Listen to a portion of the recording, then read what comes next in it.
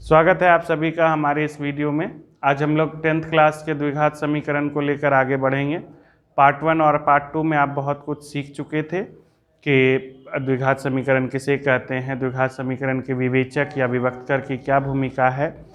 आप यह भी देख चुके थे कि कई प्रकार के सवालों को बनाने में हम द्विघात समीकरण के गुणनखंड विधि का वर्णन या गुणनखंड विधि का प्रयोग किस प्रकार करते हैं। आइए उसी गुणनखंड विधि को लेकर आगे बढ़ेंगे इस वीडियो में। लेकिन आप यह बात जानिए कि इसके बाद का जो हमारा वीडियो आएगा तुरंत बाद ही 10 या 12 मिनट का वह वीडियो होगा। उस वीडियो में हम आपको द्विघात समीकरण को हल करने की एक विधि पूर्ण वर्ग विधि लेकर आएंगे और उसमें सिर्फ हम उसी विधि पर चर्चा करेंगे। फिलहाल हम अपने आप को कंसंट्रेट करते हैं बिहार बोर्ड के प्रश्नावलियों पर, बिहार बोर्ड के द्वारा जारी की गई पुस्तकों की प्रश्नावलियों पर। तो आइए लेकर चलते हैं हम आपको द्विघात समीकरण के एक छोटे से टूर पर, जहां कि हम आपको बता चुके थे कि ax² plus bx plus c बराबर 0 को द्विघात समीकरण कहते हैं। इस द्विघात समीकरण के दो मूल होते हैं, अल्फा और बीटा। इस द्विघात समीकरण का एक विवेचक होता है जिसे हम d से सूचित करते हैं और d बराबर होता है b² minus 4ac। b² minus 4ac को हम d कहते हैं और यहाँ पर हमारे सामने तीन स्थितियां पैदा होती हैं। पहला, d का मान 0 के बराबर हो सकता है। d का मान 0 के हम d की गणना किए, 0 आ गया। तो ऐसी स्थिति में यह जो द्विघात समीकरण होगा और इसके जो दो मूल होंगे अल्फा और बीटा, यह आपस में अल्फा और बीटा आपस में बराबर होंगे। ठीक है। और दूसरी स्थिति है कि d बड़ा हो जाता है 0 से। देखिए, हम एक ही चीज बार बार इसलिए बोलेंगे कि जो मेरा वीडियो रेगुलर देख रहे हैं उनको ऑब्जेक्टिव टाइप में भी किसी प्रकार की कोई दिक्कत नहीं होगी। d यदि बड़ा हो जाता है 0 से तो अल्फा और बीटा बराबर नहीं होंगे, लेकिन ये एग्जिस्ट करेंगे। एग्जिस्ट करने का मतलब ये वास्तविक होंगे, इनको आप देख सकिएगा, इनका आप गणना कर सकिएगा। लेकिन यदि d छोटा हो जाए 0 से तो d यदि छोटा हो जाए 0 से तो अल्फा और बीटा एग्जिस्ट ही नहीं करेंगे। No existence. No existence. No existence का मतलब यह काल्पनिक संख्या होगी, यानी इस द्विघात समीकरण का हल हमारे लिए इस समय संभव नहीं हो पाएगा। तो ये तीन स्थितियां हैं बच्चों, और ax² plus bx plus c बराबर 0, और इस पर कई सारे ऑब्जेक्टिव को हम अपने पार्ट 1 में भी आपको दिखा चुके हैं।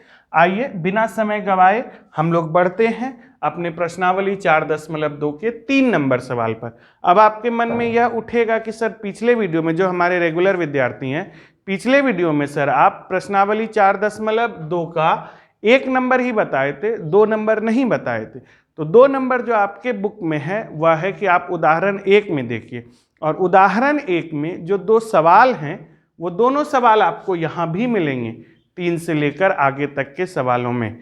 तो हमारी उम्मीद से अगर आप इसे देख लीजिएगा तो आप इसे असाइनमेंट समझिए, आप इसे टास्क समझिए कि आपको प्रश्नावली 4.2 का दूसरा नंबर बनाना है। हालांकि जो विद्यार्थी हमसे जूम पर जुड़े हुए हैं हमने उनको वो 2 नंबर भी बताया हुआ है।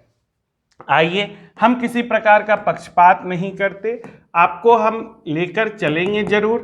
एक बार आपको मौका देते हैं, बनाकर जरूर मेरे व्हाट्सएप पे भेजिए। आइए देखिए क्या क्वेश्चन बोलता है। ऐसी 2 संख्याएं ज्ञात करें जिनका योग 27 है। यानी एक संख्या यह है, एक संख्या यह है। आप इस दोनों को जोड़ रहे हैं। मान लीजिए ये x है और ये y है। ठीक है। मान लीजिए आपके पास 2 संख्या है, दोनों को आप जोड़ रहे हैं। आपने इन दोनों को जोड़ा तो आपको क्या प्राप्त हुआ? 27। अगर मान लीजिए ये पहली रहे, यह पहली संख्या रहे और यह दूसरी संख्या रहे। ठीक है। हालांकि हमको इसको x और y बोलकर नहीं बताना चाहिए, लेकिन फिर भी हम बता रहे हैं। यह आपकी पहली संख्या है और यह आपकी दूसरी संख्या है। तो अगर पहली x है तो y बराबर 27 माइनस x हुआ कि नहीं हुआ? इसको आप इधर लेके आइएगा। जब आप इधर लेकर आ गए x को तो माइनस हुआ। अगर पहली संख्या x तो दूसरी y बराबर 27 माइनस एक्स। इसको ऐसे भी समझिए कि आप सर दो संख्या को जोड़ रहे हैं, दोनों को जोड़ने का मतलब है कि 15 मिल रहा है आपको, दोनों को जोड़कर आपको 15 मिल रहा है। यदि हम आपको एक संख्या 10 बोलें, उसमें से एक संख्या 10 है, तो अभी तुरंत आपके मुंह से निकल गया होगा कि दूसरी संख्या 5 है। कैसे जाने? तो सर 15 में 10 को घटाए तब ना जाने, यानी अगर पहली संख्या को उसके योगफल में घटा दें तो हमें दूसरी संख्या प्राप्त होती है। तो इसी प्रकार आइए इस सवाल को बनाते हैं और देखते हैं कि इस सवाल का अर्थ क्या है। तो देखिए, तो ऐसा अगर हम लिखें तो आपको किसी प्रकार की कोई तकलीफ नहीं होनी चाहिए कि माना कि पहली संख्या बराबर x, तो दूसरी संख्या बराबर 27 माइनस एक्स। और यह 27 माइनस एक्स कहाँ से आया आपको पता चल गया, क्योंकि इन दोनों को जोड़ते हैं तो 27, यदि ये 10 है और दोनों को जोड़ने पर 15 मिलता है तो दूसरा 15 माइनस 10 यानी कि 5 होगा। तो यही हमने निकाला कि सर ऐसी दो संख्याएं ज्ञात करें जिनका योग 27 हो। तो माना कि पहली संख्या x, इसलिए दूसरी संख्या 27 माइनस एक्स, क्योंकि दोनों का जोड़ 27 है, और उनका गुणनफल 182 हो, यानी इन दोनों को गुना कर दिए। तो प्रश्न से आपने गुना कर दिया x को 27 माइनस एक्स से, तो आपको 182 मिल गया, यानी 27x माइनस एक्स स्क्वायर बराबर 182, 0 बराबर x square minus 27x plus 182। कोई दिक्कत है? कहीं से कोई तकलीफ? हमारे हिसाब से नहीं होना चाहिए आपको कोई भी तकलीफ। ये एक्स स्क्वायर उधर गया प्लस में हुआ, ये 27x उधर गया माइनस में गया। इसी को अगर हम अब आपके लिए मिटाकर अगर लिखना चाहें तो हम मिटाकर लिख सकते हैं। इसी को थोड़ा सीधा करके अगर हम लिखें तो इसको क्या हम ऐसा लिख सकते हैं, x square minus 27x plus 182 बराबर 0। 0 को उधर लेकर चले गए, सबको इधर ले आए और सबका चिन्ह बदल गया, लेकिन 182 का चिन्ह नहीं बदला। आप देख रहे हैं, कॉमन ले लिए। अब 182 गुना एक्स स्क्वायर, 182 को ऐसा दो टुकड़ा में बांटो कि वह 27 हो जाए। ठीक है, 182 को आप ऐसा दो टुकड़ा में बांटिए कि वह 127 हो जाए। तो 182 का गुणनखंड करेंगे, 2 नमा 18, 1 63 91। तो क्या आप इस दोनों को गुना कीजिए, 14 मिला, 14 गुना 13 करेंगे तो 182 तो होगा ही, चूंकि गुणनखंड से ही निकालें। क्या 14 और 13 मिलकर 27 हो सकते हैं? बिल्कुल हो सकते हैं, लेकिन आपको यहां कितना लाना है, माइनस 27, और गुना करके कितना लाना है, प्लस 182। यही है गुणनखंड में थोड़ा सा ध्यान रखने की बात। तो आप देखिए sir, x square minus 13x और माइनस 14x प्लस 182 लिखे तो गणित के किसी नियम का उल्लंघन हुआ? आंसर नहीं हुआ, क्योंकि माइनस 13x और माइनस 14x मिलकर माइनस 27x होंगे, और माइनस 13x माइनस 14x गुना होकर प्लस 182x स्क्वायर होंगे। तो यहाँ पर आपका गुणनखंड निकल गया, x into x minus 13 minus 14 into x minus 13 बराबर 0। तो आइए सर, x माइनस 13 कॉमन आ गया, इंटू एक्स माइनस 14 बराबर 0। अब हमें उम्मीद है कि आपको इसके नीचे दिख नहीं रहा होगा। तो आइए इसको थोड़ा सा उठाने का कष्ट करें और देखते हैं इसको इस प्रकार कि x माइनस 13 बराबर 0 या तो x माइनस 14 बराबर 0। और यहाँ या तो क्यों लिखते हैं ये मैंने आपको अपने ऑफलाइन क्लास में बताया है, यहाँ मैं बिल्कुल भी नहीं बताऊँगा। और अगर जानना चाहते हैं तो मेरे नंबर 7838207974 पर संपर्क करें। हालांकि यह एक बहुत छोटी बात है, इसे समझाने में ज़्यादा समय नहीं लगेगा।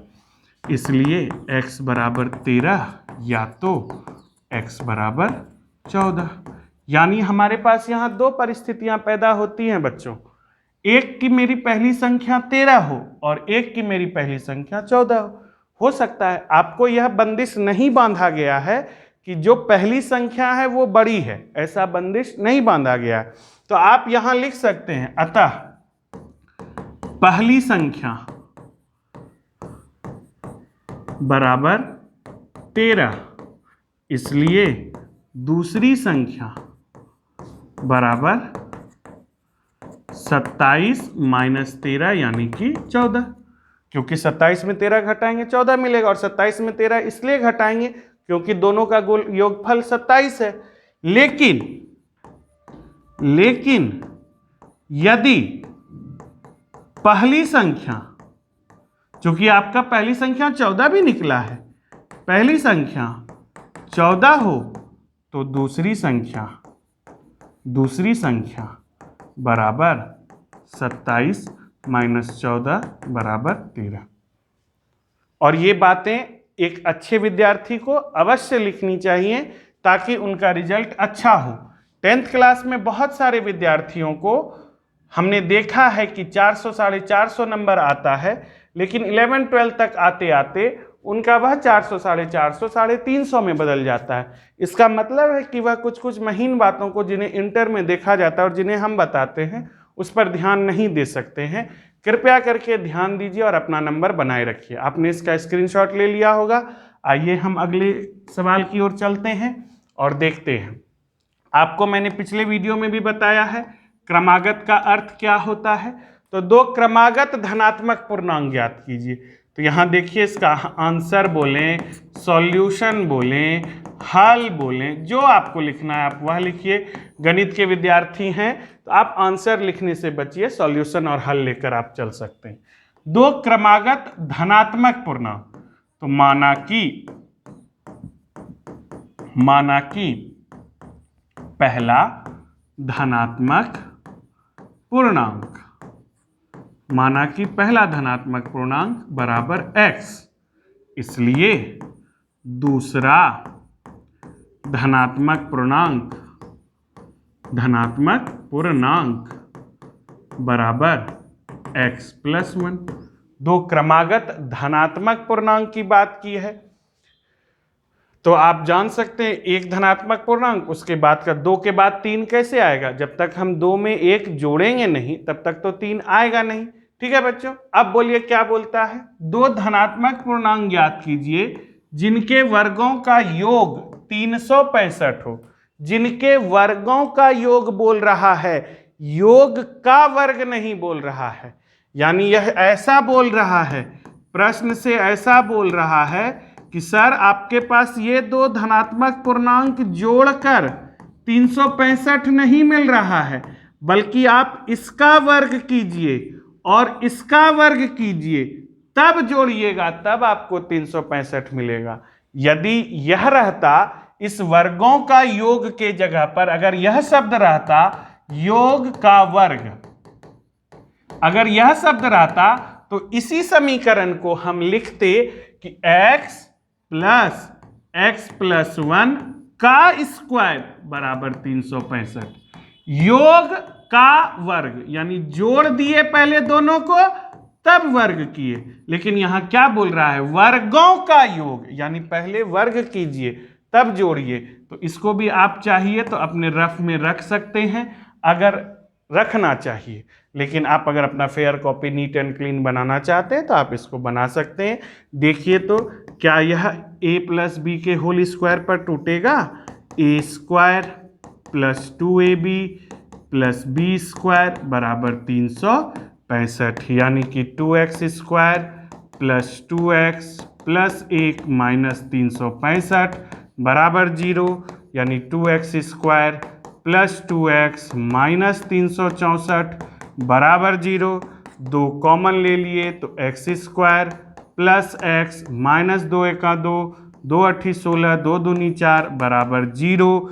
तो आप खुद देखिए, इससे पहले का सवाल में भी 182 था और आज भी आपका गुणनखंड के लिए 182 है। लेकिन इस बात पर थोड़ा ध्यान रखा जाए कि सर यहाँ 1 है और वहाँ 27 था, यानी हमें गुणनखंड लेना है तो हम ऐसा लेंगे कि दोनों को जोड़ें या घटाएं तो 1 मिले, लेकिन गुना करें तो उस समय प्लस 182 था, आज माइनस 182। हो सकता है हम आपको वीडियो में नहीं दिख रहे हो, लेकिन आप हमारी बात को ध्यान से सुनिए। यहां माइनस 182 है, वहां प्लस 182 था, तो आपको, और वहां माइनस 27 था, यहां प्लस 1 है, तो थोड़ा सा चिन्ह का हेर फेर करना होगा।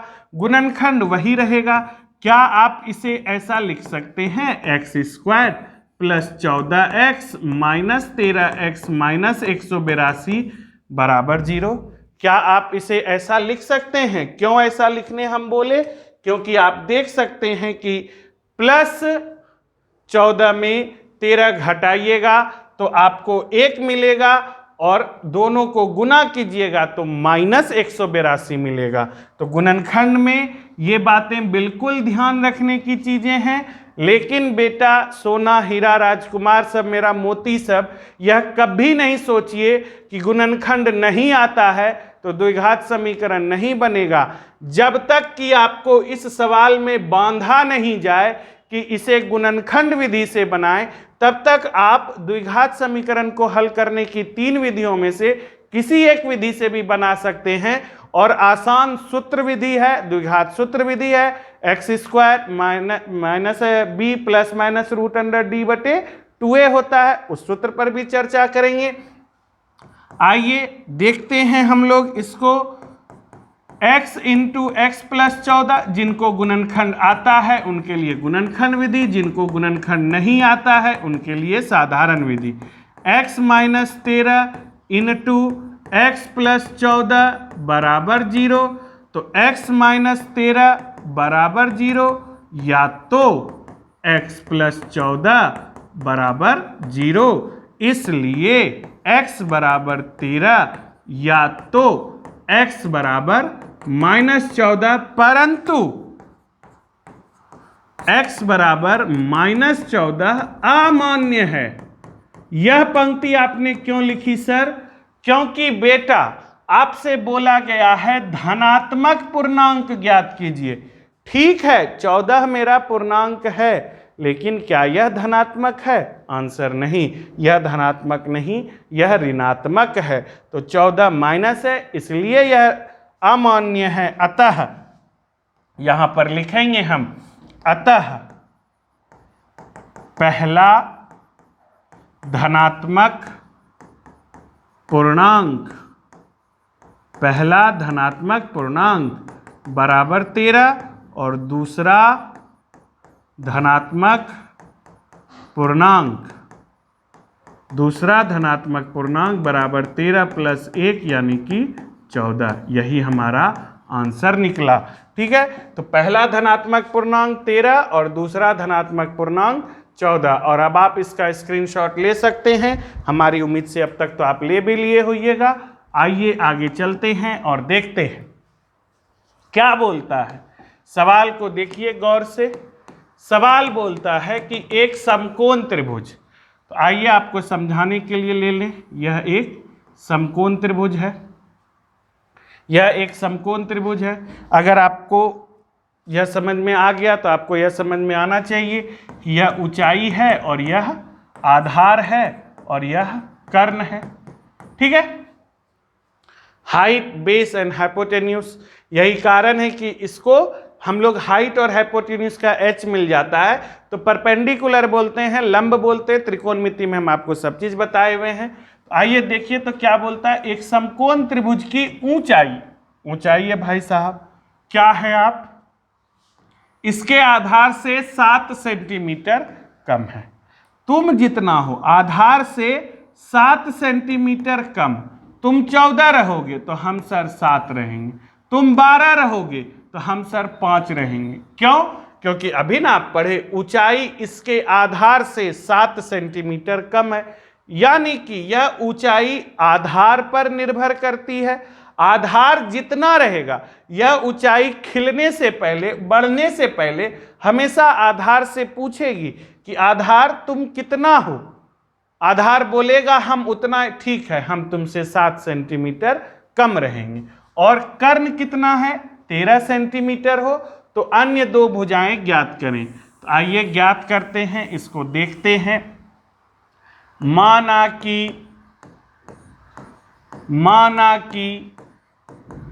समकोण त्रिभुज का आधार बराबर x सेंटीमीटर, इसलिए ऊंचाई बराबर x माइनस 7 सेंटीमीटर।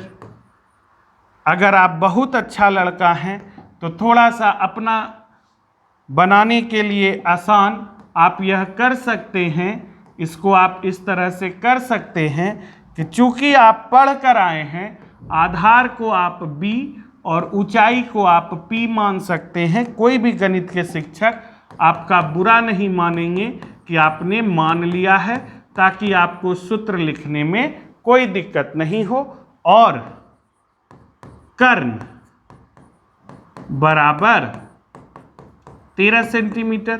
फिर अगर आप अच्छे विद्यार्थी हैं तो यहाँ कर्ण को आप h लिख दीजिएगा, कोई आपका बुरा नहीं मानेंगे। अब आप यहाँ एक लाइन लिखिएगा और आपका सारा कष्ट दूर। पाइथागोरस प्रमेय से h स्क्वायर बराबर p square plus b square होता है। लंब स्क्वायर जोड़ आधार स्क्वायर बराबर कर्ण स्क्वायर। तो भाई साहब h का स्क्वायर यानी 13 का स्क्वायर बराबर p, तुम किसको माने हो सर? ऊंचाई ऑब्वियसली x माइनस 7 का स्क्वायर प्लस b का स्क्वायर यानी x का स्क्वायर। तो देखिए 13 69 से बराबर x स्क्वायर प्लस 7 का square minus 2 into 7 into x plus x square, यानी 169 बराबर 2x square plus 49 minus 14x, यानी कि यह 0 अगर हो गया और सब चीज़ उधर चला गया तो 2x square minus 14x plus 49 minus 169, ये उधर गया है। तो देखिए तो क्या ऐसा हुआ, 2x square minus 14x minus 9 में 9 गया 0, 6 में 4 गया 2, 120। अगर आप इससे 2 कॉमन ले लीजिए तो आपको मिला x square minus 7x minus 60 बराबर 0। 2 कॉमन ले लिए आपने यहाँ से, तो कॉमन लेने सीखिए। कॉमन लेने से आपका सारा हिसाब, आपका जितना सवाल है वह थोड़ा सरल हो जाता है। अब आप देखिए 7 को आपको ऐसा तोड़ना है, आप इसको अगले स्टेप में थोड़ा सा सब कुछ इधर उधर कर लीजिएगा तो कोई फर्क नहीं पड़ेगा। माइनस 60 सिर्फ चिन्ह का ध्यान रखना है, चिन्ह नहीं बदला, सब चीज हमने इधर उधर कर दिया। अब देखिए माइनस 60 को आप x स्क्वायर से गुना किए, माइनस 60 मिला। अब सर आपको माइनस 7 को ऐसा 2 हिस्सा में तोड़ना है कि दोनों को गुना कर दें तो माइनस 60 हो, लेकिन दोनों को जोड़ें या घटाएं तो माइनस 7 पूरे। माइनस 60 गुना करने पर और माइनस 7 जोड़ने या घटाने पर। तो आप देख सकते हैं, इसको आप अगर ऐसा लिखिएगा 12 पंचे 60, 12 में गया 5 तो बचा 7। X square minus 12x plus 5x minus 60 बराबर 0। x into x minus 12 plus 5 into x minus 12 बराबर 0। आप इसे लिख सकते हैं, आराम से देख सकते हैं। यह देखिए कि x प्लस 5, या अगर आप अच्छे विद्यार्थी की तरह लिखना चाहते हैं तो लिखिए, हमारे तरह ढलेल की तरह नहीं लिखना चाहते हैं तो x माइनस 12 कॉमन लीजिए इंटू एक्स प्लस 5 बराबर 0। तो देखिए सर आप इसको समझ सकते हैं कि x माइनस 12 बराबर 0 या तो x प्लस 5 बराबर 0, इसलिए x बराबर 12 या तो x बराबर माइनस 5। परंतु फिर वही डायलॉग, x बराबर माइनस 5 अमान्य है। क्यों अमान्य है? क्यों अमान्य है? आप अगर इसे लिखना चाहते हैं तो लिख सकते हैं, और नहीं भी लिखना चाहते हैं तो भी आप समझिए, किसी आपने x किसे माना है? आपने x माना है आधार को।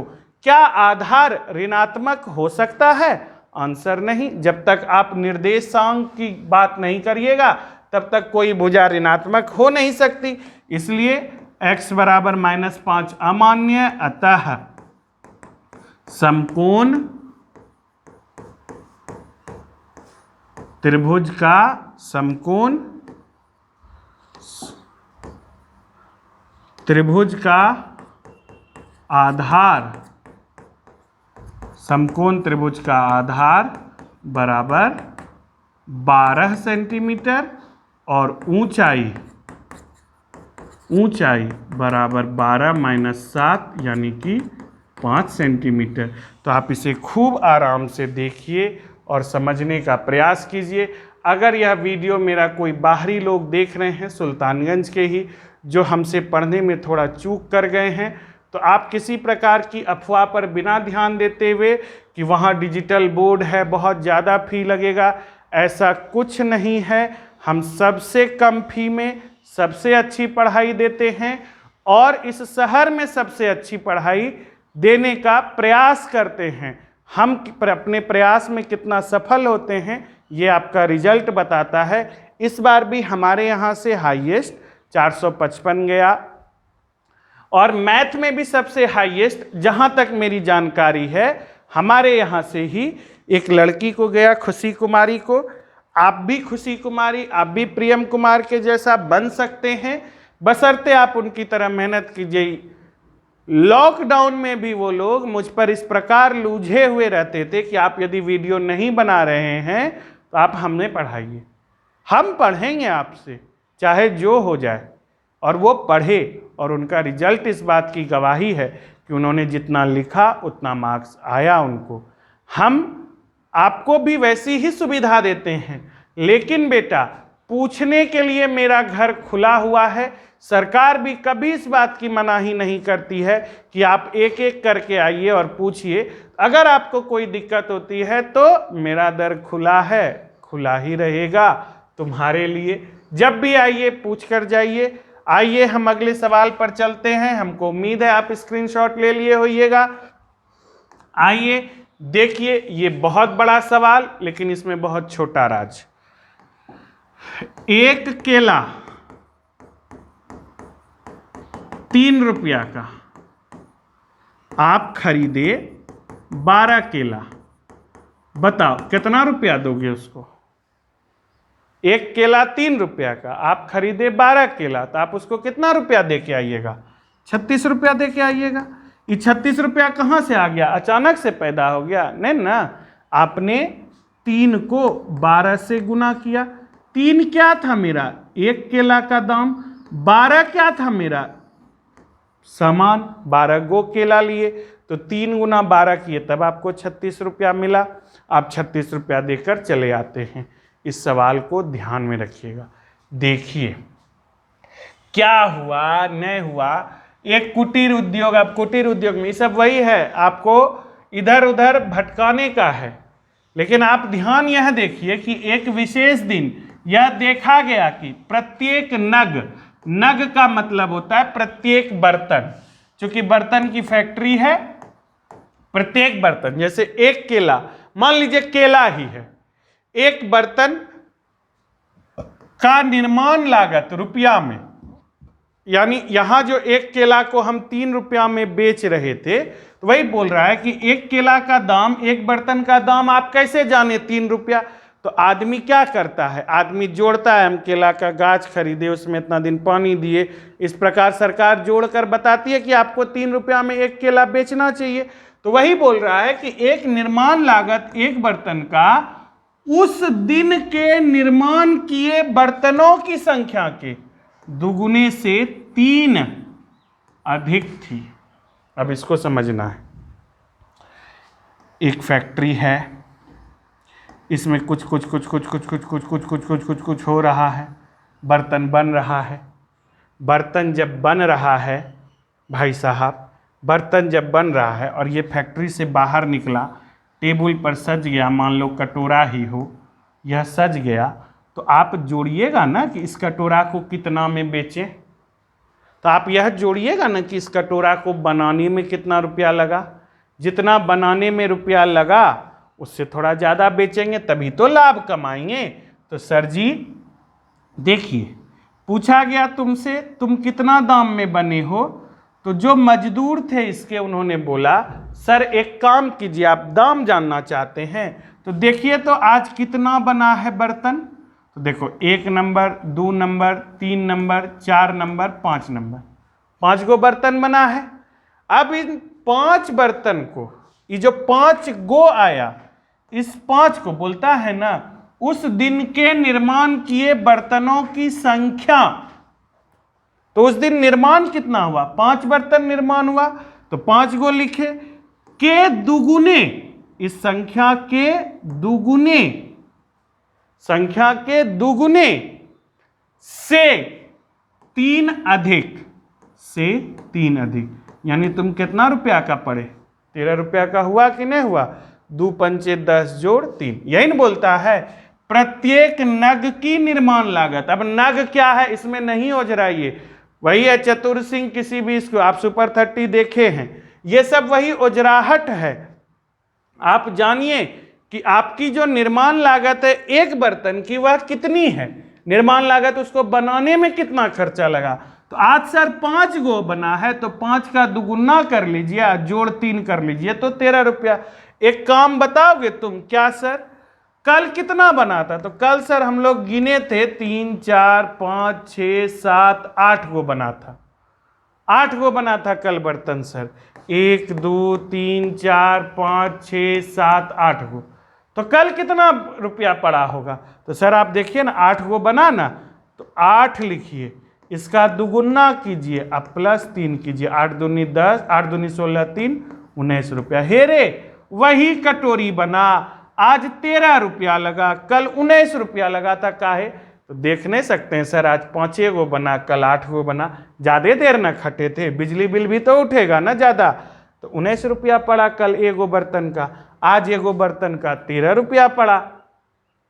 तो कोई भी बर्तन कितना बन रहा है उस बर्तन की संख्या के दुगुने से 3 अधिक आपका एक निर्माण लागत होती है, एक बर्तन की निर्माण लागत। ठीक है, तो यदि उस दिन की कुल निर्माण लागत 90 रुपये थी, तो आज बताइए आज आपका एक बर्तन 13 रुपया का पड़ा है, तो समुच्चा बना के कितना रुपया पड़ा होगा।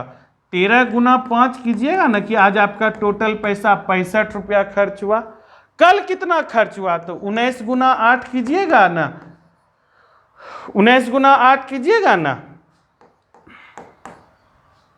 69 बबुन्ना से, तो 152 रुपया पड़ा। आज आपको 65 रुपया पड़ा, कल आपको 152 रुपया पड़ा था। तो यह देखिएगा ना कि कुल लागत तो आप एक को समुच्चा से गुना कीजिएगा तब ना आपको कुल मिलेगा। कुल पैसा कितना दिए, तो एक का दाम समुच्चा जैगो था उससे गुना करते हैं तब ना मिलता है। आइए इसी को जरा समीकरण के रूप में देखें, और हम उम्मीद करते हैं कि आपको जब हम समीकरण बनाएंगे तो और भी बातें क्लियर होंगी। इसको थोड़ा सा कर लेते हैं हम लोग यहाँ और लिख लेते हैं हल को कि माना कि विशेष दिन बर्तनों की संख्या बराबर x, विशेष दिन बर्तनों की संख्या बराबर x, इतने बर्तन बने, इसलिए प्रश्न से एक बर्तन की कीमत, एक बर्तन की निर्माण लागत कितना होगा, निर्माण लागत। तो जितना बर्तन बना उसके दुगुना से 3 अधिक। अगर इसको थोड़ा और साफ लिखना चाहें हम आपके लिए तो इस प्रकार लिख सकते हैं, इसके दुगुने से 3 अधिक यानी कि 2x + 3। ये हुआ एक बर्तन का निर्माण लागत, समुच्चा का नहीं, बर्तन हमारा x बना है, एक बर्तन का निर्माण लागत 2x + 3 है। तो चूंकि निर्माण लागत, कुल निर्माण लागत 90 रुपया, कुल केला का दाम 36 रुपया। तो 36 कैसे पहुंचे? एगो केला के दाम में समूचा केला की संख्या को गुना किए तब आप कुल तक पहुंचे। तो इसको आप लिख सकते हैं, this implies that 2x + 3 Guna x बराबर 90। एगो बर्तन का दाम और बर्तन की संख्या, तो 2x गुना x 2x² + 3x बराबर 90। तो आप देखिए यह 2x² + 3x - 90 बराबर 0। और अब इसका गुणनखंड कीजिए तो देखिए अब आपको मजा आएगा। 90 को 2 से गुना किए 180 हुआ। 180 को ऐसा 2 टुकड़ा में बांटिए कि यदि दोनों को गुना करें तो -180 होना चाहिए, क्योंकि माइनस प्लस माइनस। लेकिन यदि दोनों को जोड़ें या घटाएं तो +3 होना चाहिए। तो आइए देखिए, 2 नमा 18 0 हमको तो आइबे करता है, लेकिन आपके लिए 5 नमा 45 3 तिया 9 यहाँ तक हो गया। अब आप देखिए 3 तिया 9, 5 दूनी 10 दूनी 20, 20 गुना 9 कीजिएगा तो 180 मिलेगा। लेकिन क्या 20 और 9 जुड़कर 3 कभी पूरेंगे? नहीं। क्या घटकर 3 कभी पूरेगा? नहीं। तो यह गुणनखंड मेरा सही नहीं हुआ।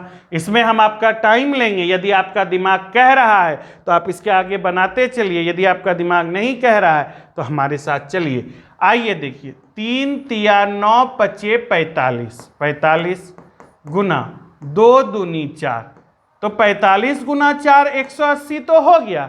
लेकिन क्या 45 में 4 जोड़ने पर 3 आएगा?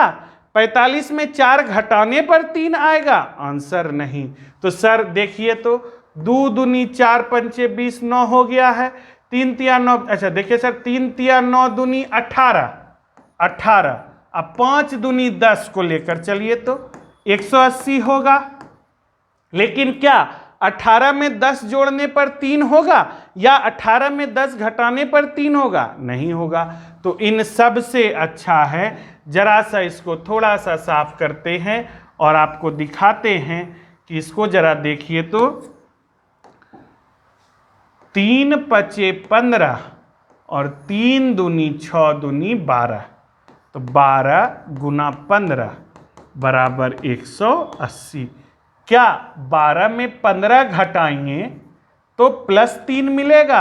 आंसर नहीं, नहीं ना। लेकिन अगर 15 में 12 घटाएंगे यानी -15 +3 करेंगे, सॉरी +12 करेंगे तो यह -3 होगा। और आपको क्या लाना है? +3 लाना है।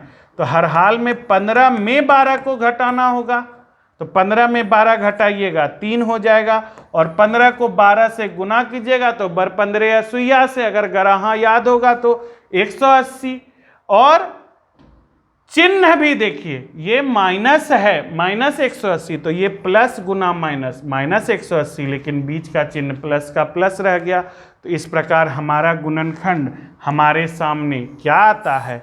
हमारा गुणनखंड हमारे सामने आता है 2x² -12x + 15x -90 बराबर 0। 2x common, x - 6 + 15 common, x - 6 बराबर 0। यानी कि अगर आप फिर कॉमन लीजिएगा तो x - 6 कॉमन, और यहाँ क्या बचा? 2x + 15 बराबर 0। ये बच गया। अब चलिए देखिए तो क्या आप इसको ऐसा लिख सकते हैं? क्या आप इसको ऐसा लिख सकते हैं यहाँ पर कि x - 6 बराबर 0, या तो 2x + 15 बराबर 0। तो इसलिए x बराबर 6 या तो x बराबर -15/2। ये माइनस उधर गया, 2 नीचे आ गया। चूंकि x बराबर -15/2 अमान्य है। क्यों अमान्य है? क्यों अमान्य है? क्योंकि किसी की भी निर्माण लागत ऋणात्मक नहीं हो सकती है। आप चाहते हैं तो आप इसको लिख भी सकते हैं क्योंकि निर्माण लागत ऋणात्मक नहीं होती है, इसलिए यह अमान्य है। इसलिए x बराबर 6। अतः एक बर्तन की, अच्छा सॉरी, एक बर्तन नहीं, अतः बर्तनों की कुल संख्या, चूंकि x मेरा बर्तनों की संख्या, अतः बर्तनों की कुल संख्या बराबर 6 और एक बर्तन की लागत या निर्माण लागत बराबर 2 × 6 + 3 यानी कि 15 रुपया। आप यहाँ 6 लिखिएगा, अच्छा रहेगा। अब आप खुद देखिए, 15 रुपया में 6 से गुना कीजिएगा तो 90 हुआ ना। एगो बर्तन का निर्माण लागत 15 रुपया था, 6 गो बनाए तो 90 रुपया लगा, इसलिए मेरा कुल निर्माण लागत 90 रुपया। हम आपके सामने अभी कुछ ही देर में फिर आएंगे, लेकिन हो सकता है ये जो कमिटमेंट है आपका मेरा थोड़ा सा फेल हो जाए। बिजली अगर नहीं रहती है तो नेट में थोड़ी सी कमी हो जाती है, थोड़ा सा इस समय तूफान का असर है, लेकिन हम यह कोशिश करेंगे कि यह वीडियो जब तक आपको मिले उसके तुरंत बाद ही हमारा पूर्ण वर्ग विधि वाला वीडियो भी आपको मिल जाए, ताकि आप द्विघात समीकरण को लेकर अंत की ओर बढ़ेंगे। और पूर्ण वर्ग विधि के बाद जब समीकरण में हम पूर्ण वर्ग विधि बता लिए, गुणनखंड विधि बता लिए, तो द्विघात सूत्र बताते हुए हम उस पार्ट में यानी पार्ट 4 जो आपका आने वाला है वह आपका लास्ट पार्ट हो जाएगा द्विघात समीकरण का। इसके बाद जो भी सवाल रहेंगे आप हमसे पूछने के लिए बिल्कुल फ्री हैं। जब तक पूछिएगा नहीं तब तक आप जानिएगा नहीं। आपका हमारा साथ बना रहे। Thank you very much. Thank you. घर पर रहिए, स्वस्थ रहिए, सुरक्षित रहिए।